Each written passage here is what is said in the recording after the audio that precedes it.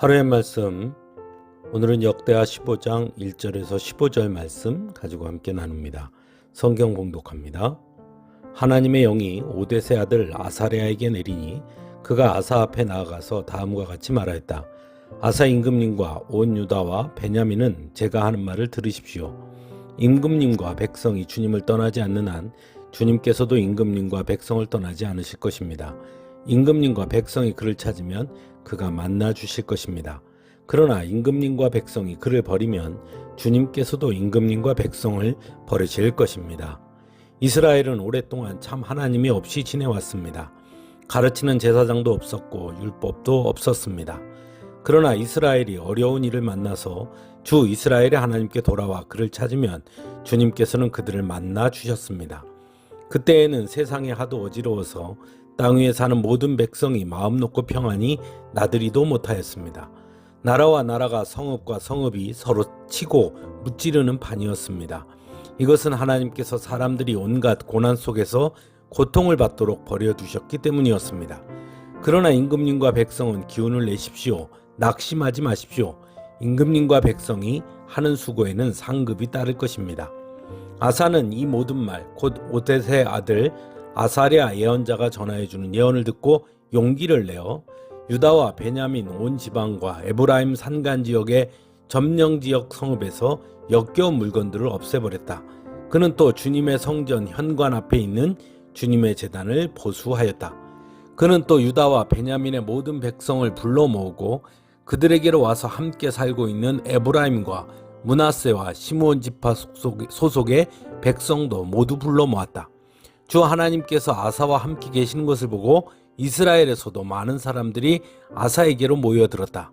그들이 예루살렘에 모인 것은 아사왕 15년이 되던 해 세 번째 달이었다. 그날 그들은 그들이 가져온 전리품 가운데서 소 700마리와 양 7,000마리를 주님께 희생제물로 잡아 바치며 마음을 다하고 정성을 다하여 주 조상의 하나님만을 찾기로 하는 언약을 맺었다. 주 이스라엘의 하나님을 찾지 아니하는 자는 젊은 사람이든지 나이 많은 사람이든지 남자든지 여자든지 가릴 것 없이 누구든지 다 죽이기로 하였다. 사람들은 함성과 새나팔 소리와 뿔나팔 소리가 울려 퍼지는 가운데 주님께 큰 소리로 맹세하였다. 온 유다 백성은 이러한 맹세를 하는 것이 기쁘기만 하였다.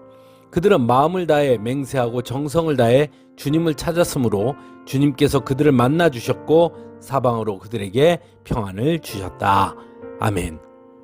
사람은 아프면 병원을 찾습니다. 그런데 어떤 질병은 초기에는 통증이 나타나지 않다가 통증이 생겨 병원을 찾아가면 이미 병이 너무 깊어진 경우가 있습니다. 처음부터 증상이 나타났다면 쉽게 치료가 될 수 있었을 것인데 초기에는 크게 증상이 나타나지 않았기에 치료 시기를 놓치는 경우가 있다는 것이죠.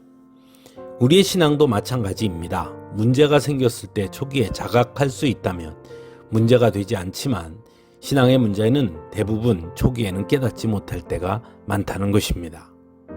오늘 본문은 아사왕 시대에 하나님의 선지자 아사랴가 나타나 유다 백성의 영적 상태를 진단하고 회복의 기회를 선포하는 장면을 다루고 있습니다.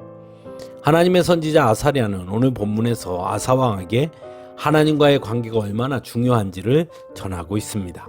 그래서 임금님과 백성이 주님을 떠나지 않는 한 주님께서도 임금님과 백성을 떠나지 않으실 것입니다 라고 말합니다. 하지만 이스라엘은 오랫동안 참 하나님 없이 지내왔다고도 말하고 있습니다. 여러분이라면 누군가로부터 이런 이야기를 들었다면 어떠하겠습니까? 더욱이 아사는 왕이었고 아사에게 말하는 아사랴는 평범한 사람이었는데 말입니다. 하지만 아사는 아사랴의 말을 흘려듣지 않습니다. 아사랴의 말을 아사랴의 말로 듣지 않고 하나님의 말로 받아들입니다. 그래서 유다와 베냐민 온 지방과 에브라임 산간지역의 점령지역 성읍에서 역겨운 물건을 없애버리는 결단을 보여줍니다. 또한 주님의 제단을 보수하기도 합니다. 그리고 모든 백성들을 불러 모아 하나님께 희생 제물을 드리고 마음을 다하고 정성을 다하여 주 조상의 하나님만을 찾기로 하는 언약을 맺기도 합니다. 더 나아가 하나님을 찾지 않는 자는 누구든지 다 죽이기로 합니다. 또한 자기의 할머니가 아세라 목상을 만들었다고 해서 태후의 자리에서 물러나게 하기도 합니다. 하나님은 그런 아사를 축복해 주십니다. 그래서 아사왕 35년까지 전쟁이 없도록 해 주십니다. 사랑하는 성도 여러분, 아사의 위대함은 무엇일까요?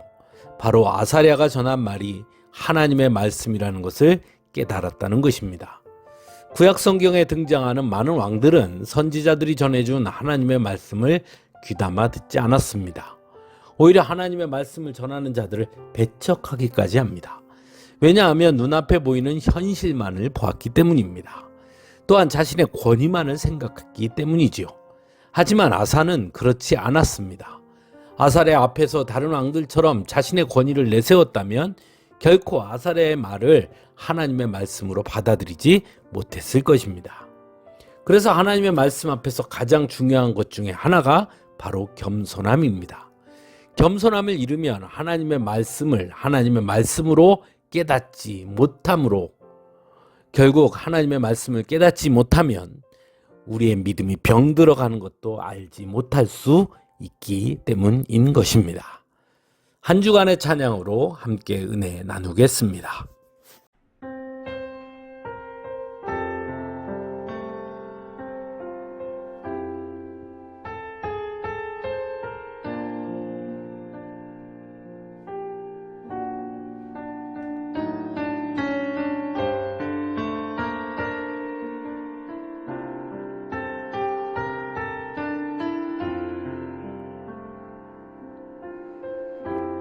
너의 믿음 어딨나?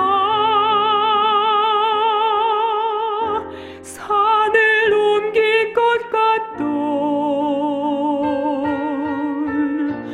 너의 믿음 어딨나? 홍해도 가를 것 같던 너의 믿음의 고백들 주님 모두 기억하는데 어찌하여 울고 있는가? 주께 잊혀진 것처럼 너의 기도 어딨나? 주님을 감동케 했던 너의 기도 어딨나? 사탄을 결박시켰던 너의 믿음의 기도에 주의 영광 나타났는데 어찌하여 난망하는가? 주가 죽으신 것처럼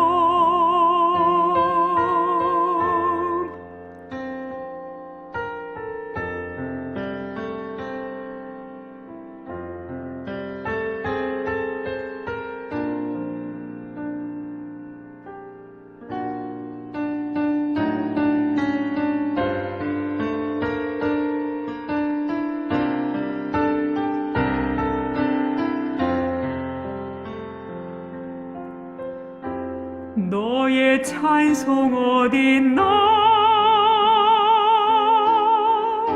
주님을 머물게 했던 너의 찬송 어딨나? 흑암의 사슬을 끊던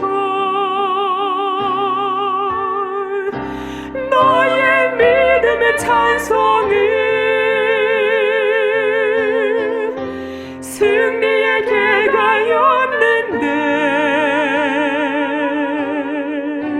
어찌하여 탄식하는가? 구원 못 받은 것처럼 어찌하여 울고 있는가? 주 가진 것처럼